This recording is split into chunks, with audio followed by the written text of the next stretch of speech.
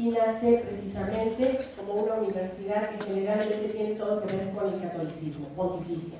Las principales universidades, porque hay muchísimas, que son la de Bolonia, Ravenna, Pavía, Padua, Salamanca, Oxford, entre otras muchas.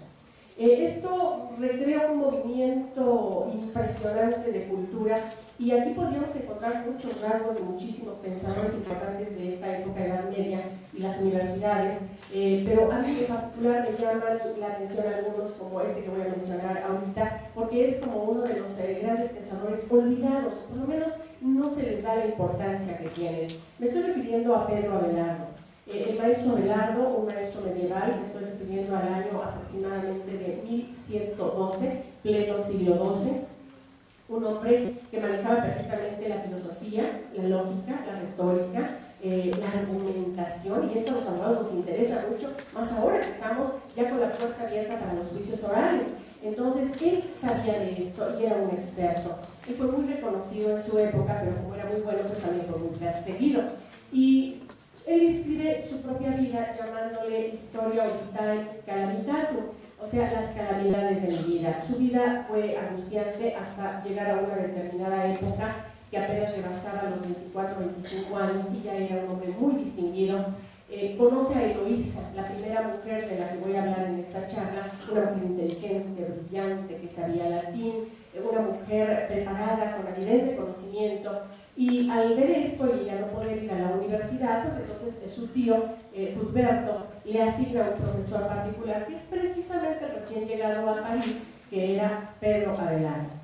Se conocen y comienzan a intercambiar conocimientos, discusiones filosóficas profundas, poesía, se enamoran y pues además de los conocimientos intercambian fluidos, porque se enamoran y llevan a la excelsitud su pasión. Y sucede que cuando el tío de Eloísa se entera de las relaciones que ella tenía amorosas con Abelardo, entonces él se disgusta.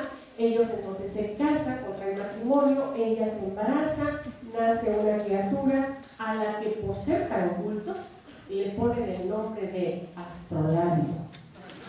Esto es impresionante, pero eran tan ocultos que escogieron el nombre más rebuscado, que se refería a un instrumento de medición de distancias de los astros. Entonces, a la pobre criatura lo castiga con el nombre de Astrolabio, y ellos continúan su pasión por muy breve tiempo, porque el tío de Eloísa, disgustado por estas relaciones amorosas, por el nacimiento del hijo, etcétera, etcétera, lo manda castrar. Y una noche llegan a la casa de él, entre 4 sujetos, lo sujetan, lo detienen, perdón, para no ser repetitiva, lo detienen y precisamente le cortan el miembro viril. Él no muere, pero la pasa muy mal, queda muy dolido, muy afectado, y lo pueden imaginar, pero además la cuestión emocional, lo afectivo. Él sentía la pérdida de su virilidad, Eloísa también. Sin embargo, él quería morir y ella decía que no, que tenía que vivir. Él le pide a ella que se refugie en un convento, él le dice que se va a un monasterio. Ella no tiene vocación, pero en esa época, si las mujeres querían leer, tenían que irse a un convento o ser cortesanas. Entonces opta por irse al convento.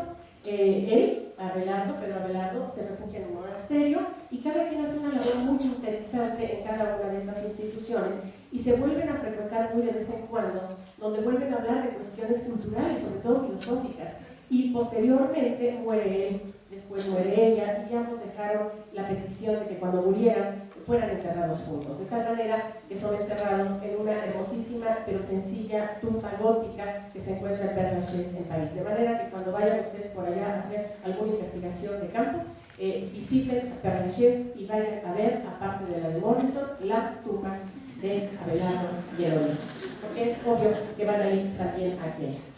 En esta época surge mucho el pensamiento plural, la universalidad de creencias, de ideologías, pero hay que aclarar que las universidades estaban regidas en una buena parte por sacerdotes, por la Iglesia Católica.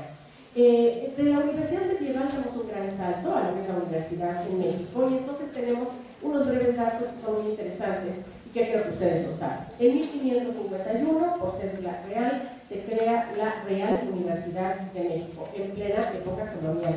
En 1553 se inician los cursos, y recuerden que el 12 de julio se da la primera cátedra de Derecho, que era cánones y